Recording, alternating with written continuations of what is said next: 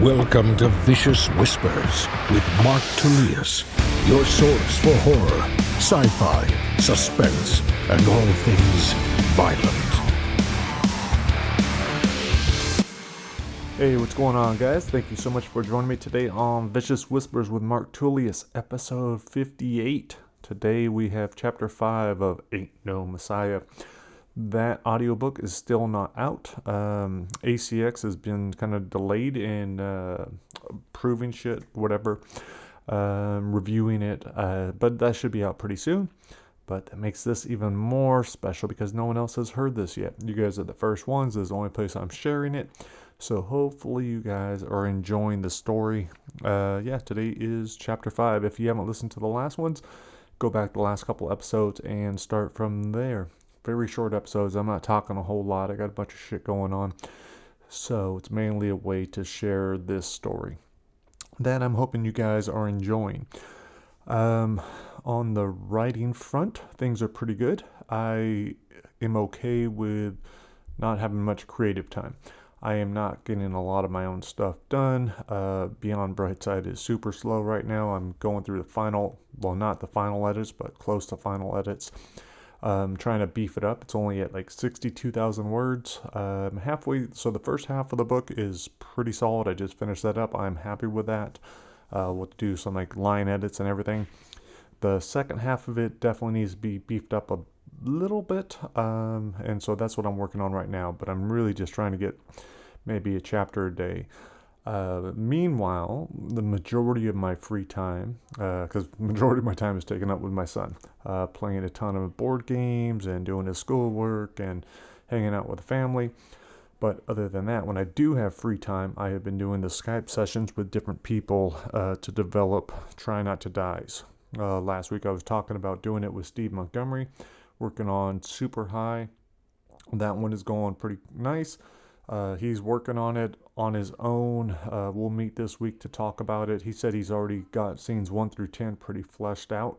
And so we will talk and prove the next couple scenes before he goes in on that. Another cool thing that happened, I talked to my cousin Matt, who had always wanted to be a writer, just never thought he could do it.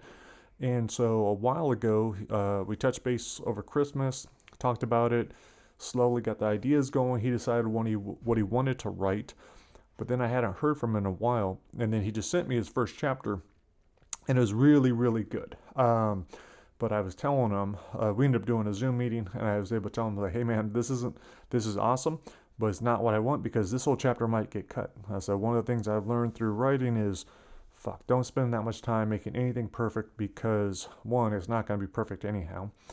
2, there's a very good chance it's going to get cut or chopped up or whatever else. And like for example, for his, he was starting with the first chapter. He didn't know the rest of the book. He kind of had some rough ideas. And so what we did was, he kind of told me what he was thinking. I was like, well, what I did with Steve, let's just put it into format. Let's break it down into roughly 22 chapters. And let's get the start, the middle, and the end. Let's figure out what these big events are. And then I looked at what he had given me and I realized, the one chapter that he gave me was actually what I would do as the first 5 chapters, maybe even 6.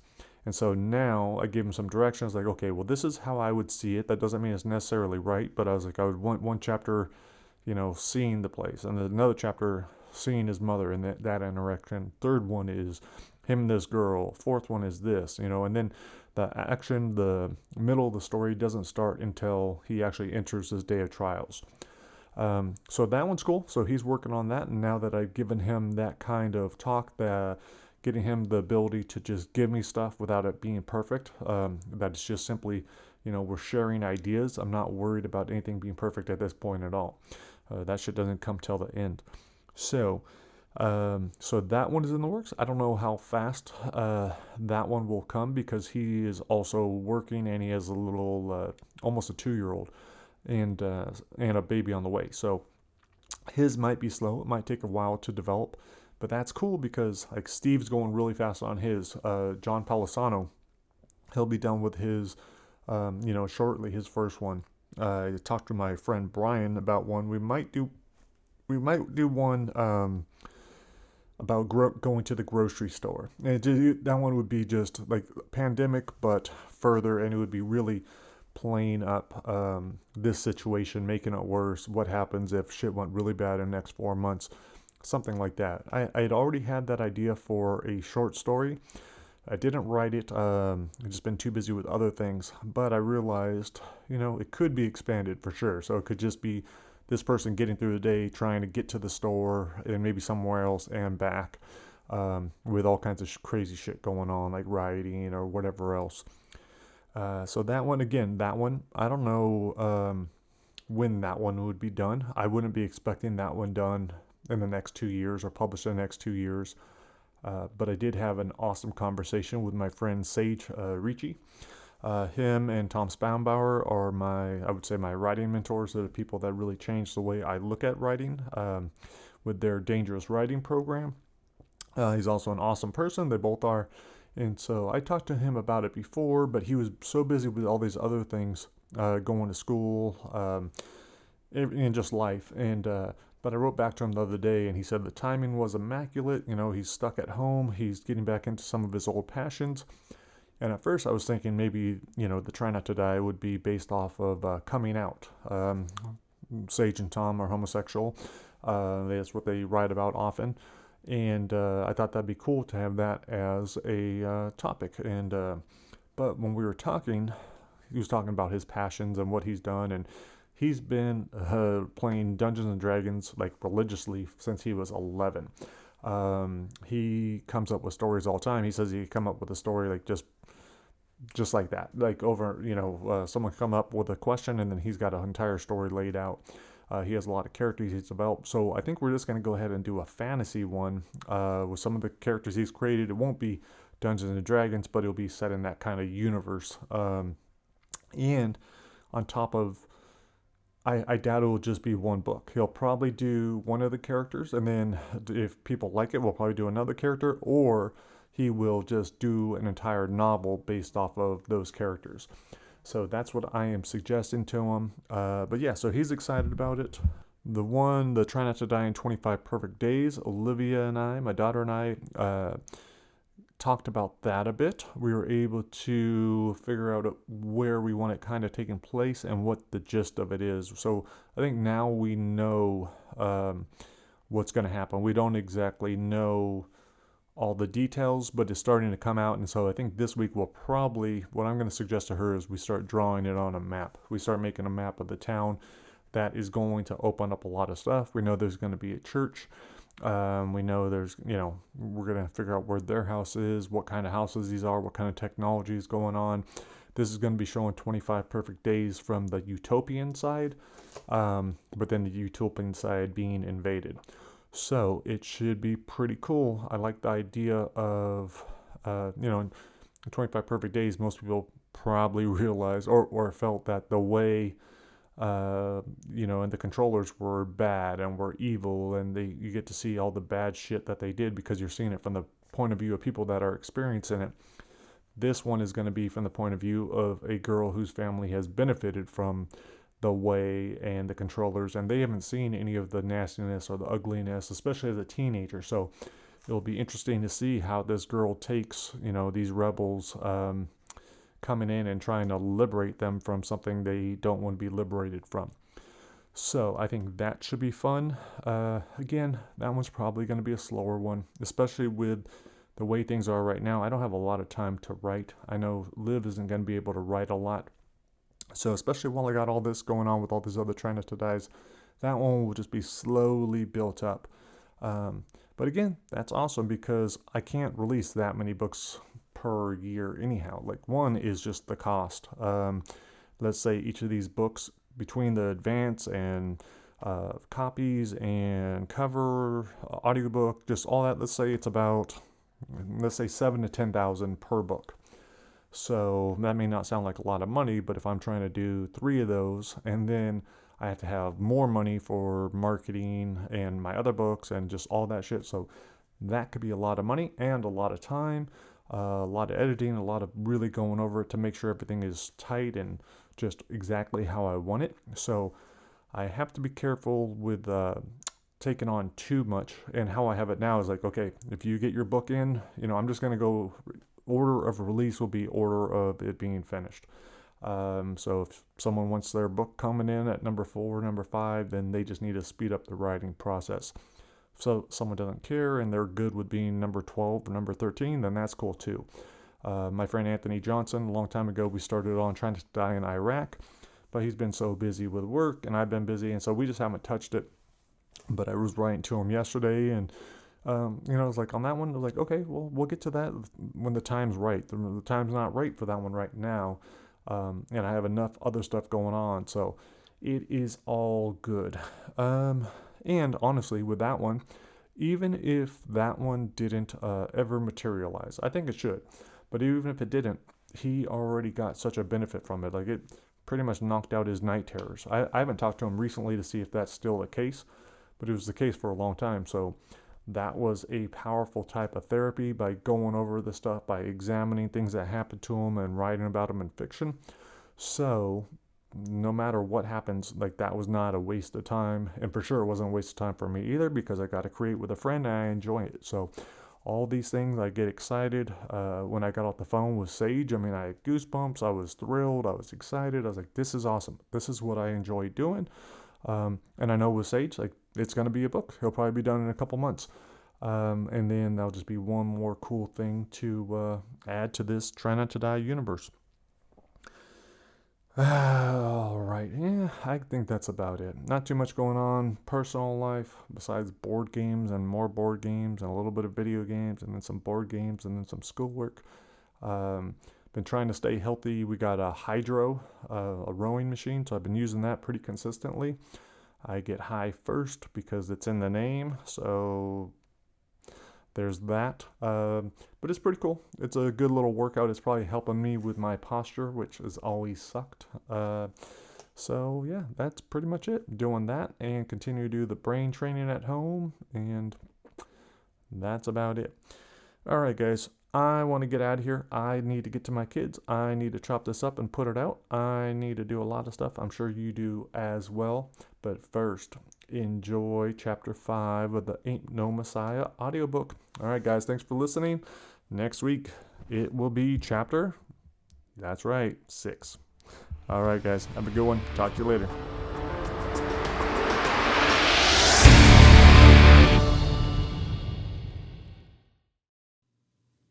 Chapter 5. It'd been about a year since we survived the tree. Father was furious at first with the hospital bills and all, but not once I recovered. That branch had somehow missed my heart, lungs, and everything important. The odds of me surviving were like 100 to 1. Father said I was undeniable. Once a month he paraded me around town shouting that I was the Messiah, letting people pay to touch my deep purple puncture wounds. The scars are pretty nasty, front and back, but I don't care because they're usually covered up. This day I couldn't bear to wear a shirt. It was so hot and muggy. It was almost like that branch had pierced my heart and the Almighty sent me in the wrong direction. Hell couldn't be much worse than our backyard, the air like quicksand, so hot the swamp could boil. And my job was to lug around a wheelbarrow full of boulders all the way from the front yard to the very back, over and over, all weekend long. When I turned the corner of the shed, Paul was right where I'd left him, lying on our 3-rock tall wall, Mother's old yellow towel beneath him, reading the Lost Gospels. Paul was only 7, but sounded just like Father when he got to reciting. I could break his body in half without even trying, but his voice had that boom, so different from the little sissy one Father had effectively slapped out of him. He also inherited Father's slippery tongue and wasn't afraid to use it. That was Paul's gift to share with the world. And ever since the tree, there was no doubt in Paul's brilliant young mind that Father was correct. He swore he'd praise my name until the day he died. I was breathing like a bull by the time I got to the wall. Paul didn't bother looking at me, so I didn't bother warning him. Just tipped over the whole load inches from his head. He shot up. "What the heck did you do that for?" I kicked one of the smaller rocks out of my way and took a seat on the wall facing the swamp. A beautiful orange and black spider the size of a snail Wasn't but an inch from my shoe. Maybe I did it because I'm tired. You get the next load and I'll stack 'em. It's not my job. You heard what Father said. The spider made the wrong move and I squished it with my heel. Father says a lot of things. What's that supposed to mean? You're the smart one. You can figure it out. Tell me. I couldn't trust Paul to keep his mouth shut, so I said, never mind. I picked up a palm-sized rock and sidearmed it through the trees. A loud splash came through the darkness. He asked, You trying to stir up trouble? I picked up another rock and weighed it in my hand. What if I am? You want me to tell? You want to go in the swamp next? Paul got to his feet, the safer side of the wall. You wouldn't dare. I threw that rock as far as I could, heard it thunk off a tree and splash down. You're the one backing up. Paul would never admit to being frightened. He adopted his almighty voice and said, The devil's down there. The devil is everywhere. You just have to open your eyes. I found the biggest boulder I could lift and raised it over my head. Ever consider that I'm not scared of no devil?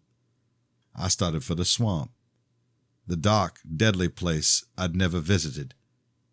I got the whole world in my hands, and all my hands have ever done is mess things up. The devil ain't gonna make things worse. Paul said, Don't do it. I almost said okay because I was scared, but I needed to prove something to myself more than him. Something whipped through the woods off to the left, made me stop moving. Paul heard it too and whispered, Don't be stupid. I veered toward the noise, pretending my destination all along had been the steel pole with the faded red flag marking the edge of our land. I dropped the boulder and felt the vibration of the thud all the way up to my knees. Loud enough for Paul to hear. I said, The wheelbarrow can't get any closer, and I know you can't carry them. Halfway back for another rock, I heard the laugh. It was a girl's, long, loud, and full of life. Paul said, Where are you going? I pushed the thin trees to the side and continued past the marker, stepping off our property for the first time without Father. Didn't you hear that? You can't leave. I know the rules, but I didn't care and continued through the trees. The voice laughed again. It was a girl, and she sounded happy. Go, go, go. I walked a little faster. Paul hurried behind and whispered, Joshua, what are you doing? I didn't bother answering him. I walked out of the forest where two boys raced bikes on a dirt track. I'd only seen one other bike before, and that'd been when David brought his by after his birthday. He wobbled all the way down our driveway and sure didn't move like this. These boys were flying, whooping and hollering as they went over small jumps and banked past bushes. But it was the angel by the back of the mobile home cheering for Jeremy that had my attention. Even from 50 feet away, I could see she was beautiful. Dark brown hair hanging past her bare shoulders, a bright pink shirt, and tight blue jean shorts I'd never seen on a female. The racetrack was a circle, and the boys were headed toward me, neck and neck. The path was about 10 feet away, so I stayed where I was, watched their legs pump up and down. The bigger boy pulled out in front by a few feet, had an angry sneer on his face. The smaller guy with the long hair, the same color as the girl, kept his eyes on the road, pedaling hard. They were just about to pass when Paul ran up beside me, wiping at his arms. The big guy with the short black hair and eyes sat back like a gorilla, glanced over and nearly crashed. The girl jumped up and down and shouted when the long-haired boy passed her. He jumped off his bike, raised his hands high. The bigger kid threw his bike down. No way, he said. That's bullshit. Jeremy said, It was fair and square, Frank. Frank pointed right at me. That queerbait distracted me. Everyone was staring. The girl waved. Jeremy said, You're the Messiah kid, right?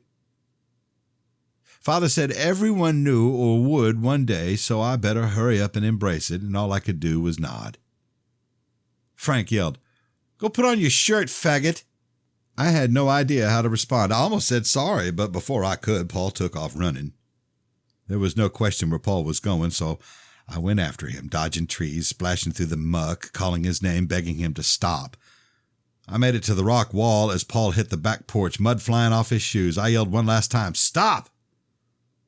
Paul threw open the door and disappeared inside, slamming it behind him. I just reached the bottom stair when Mother screamed, "What do you think you're doing?" It was strange to hear her yell at Paul, but that's what she was doing. Both her arms and hands pinning him still. She turned him around so you could see the mud splattered all across the kitchen. "What's gotten into you?" Paul's face was all screwed up into a jumbled mess. He was past hysterical, unable to cry, a low mewling worse than anything he could have said. "It's my fault," I said. "I'll clean it." Mother didn't question me, just pulled Paul close. What'd Joshua do? Paul couldn't lie to her, so I jumped in. "Nothing. I was teasing him. Sorry, Paul." She turned Paul so he faced her. "Is that true?"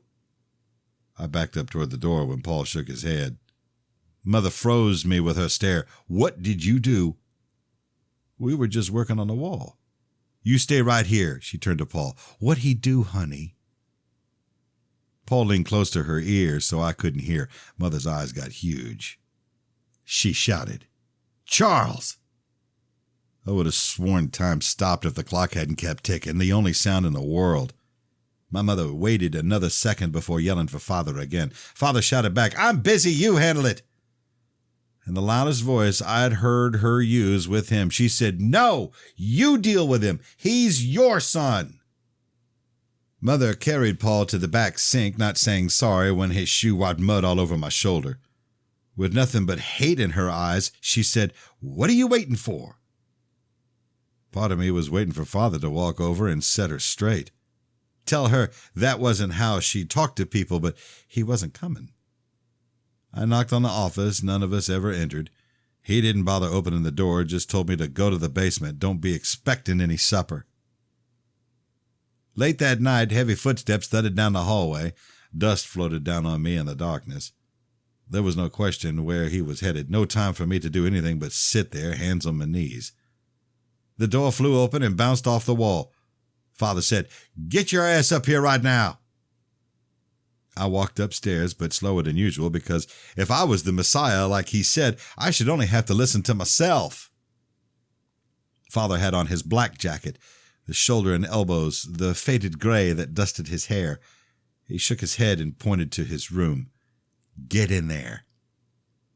I started to walk, thought how Father wasn't that much bigger than me anymore. His belly was growing from all the cookies he ate, but I was only about a head shorter. He screamed in my ear, "Right now!" I hated myself for hurrying into the only room that didn't smell like a bakery.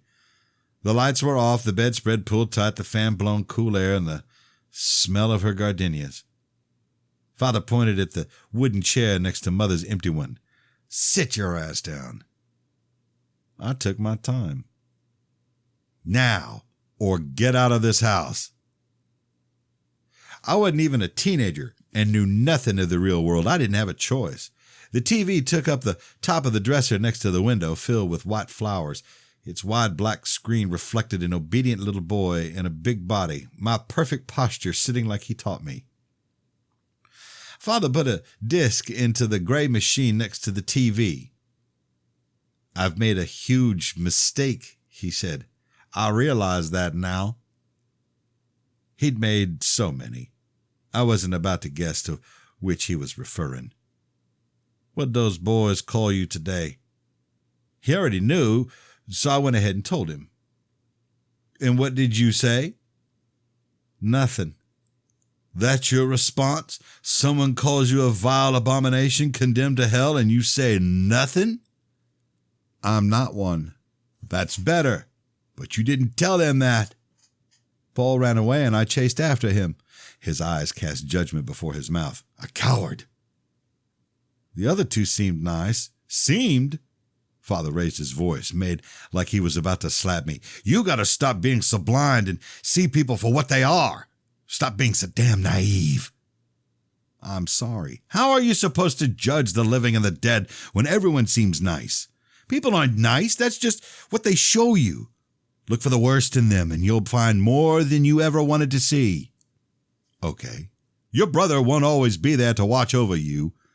He'll help you on your path, but he can't make you do the right thing. You're old enough to know better by now. I know. I'm not so sure that you do. Father picked up his notebook and turned it so I could see his scribbles. You know what's in here? Your stories? They're your stories. They're the truth. I had yet to hear Father say anything that felt true, but I kept quiet. The things I write down in here are the things you'll tell the world. I know you have a hard time finding the right words sometimes, so that's where I come in.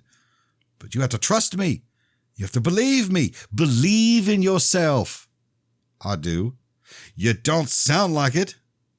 Father eased himself into Mother's chair. Even in the dim light, I could see the gray fanning out from his temples. In profile, Father appeared defeated and dejected. After a long pause, I asked, how do you know it's true? Some things you just know, just like I know what you are, even if you don't. It doesn't stop my faith one little bit. You are the Messiah. You'll save the world. Okay.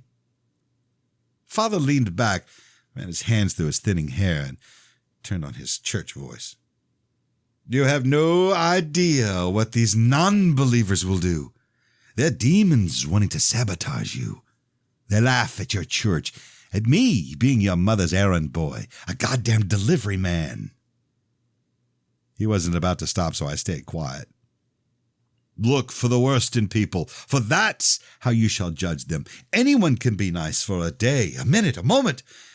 It's what they try to hide, the things they know are wrong, but they do them anyway. That's how to judge.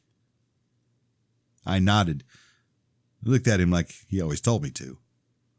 It's a fine line you must walk among your fellow man, yet you must always remain above them. Be the example for them all to see, the beauty they desire, the strength they need. When I didn't respond right away, Father said, Are you even listening? Yes, sir. He spread his arms. All of this, all my work, it's for nothing if you don't take your place and start acting like it. We're down to 7 families, Joshua. That doesn't even pay for the electricity. But that's fine. I'll keep driving around the country trying to spread the word so you can ruin it by sneaking off and throwing this all away. You think I want to be yelling at you, having this conversation? I wasn't so sure, but I said no anyway.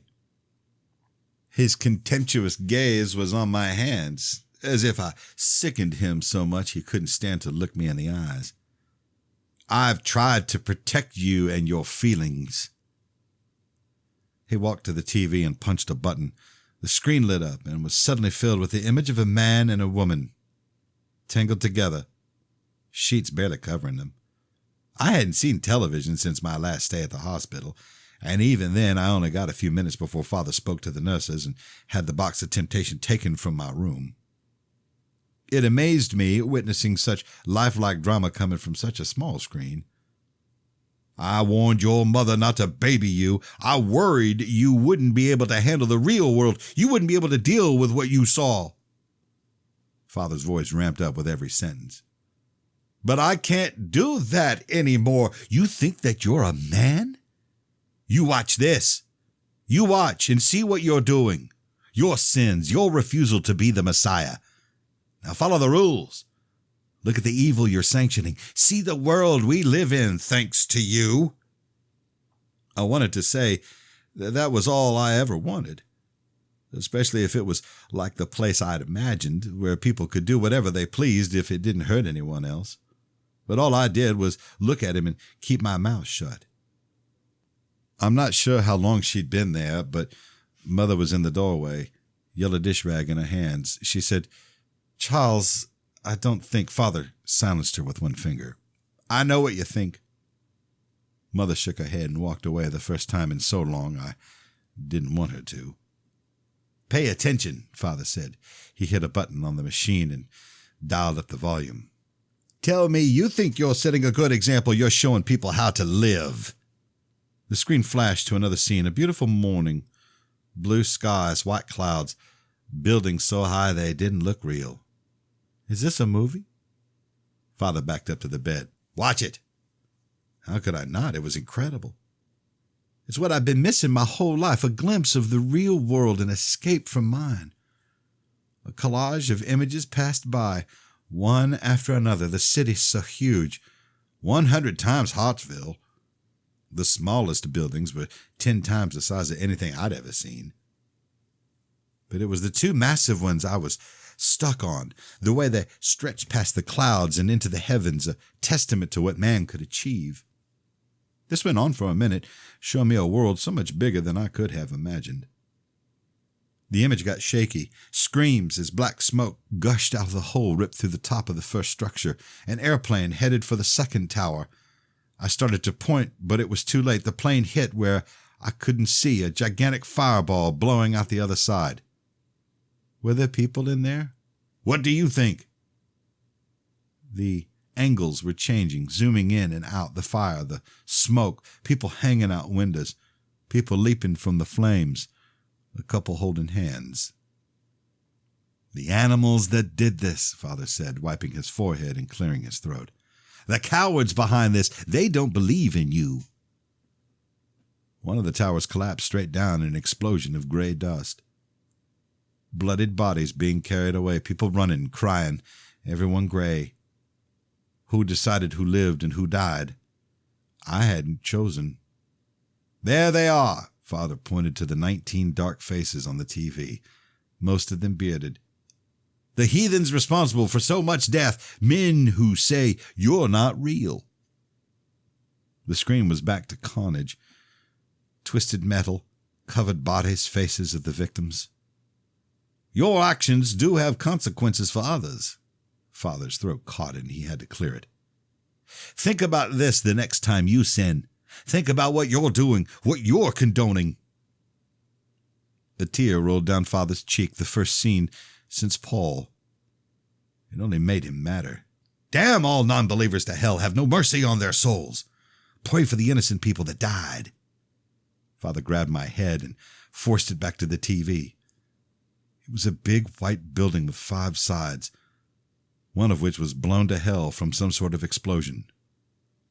Do something for once. Make this world a better place. Father stomped away, slammed the door behind him. Do something.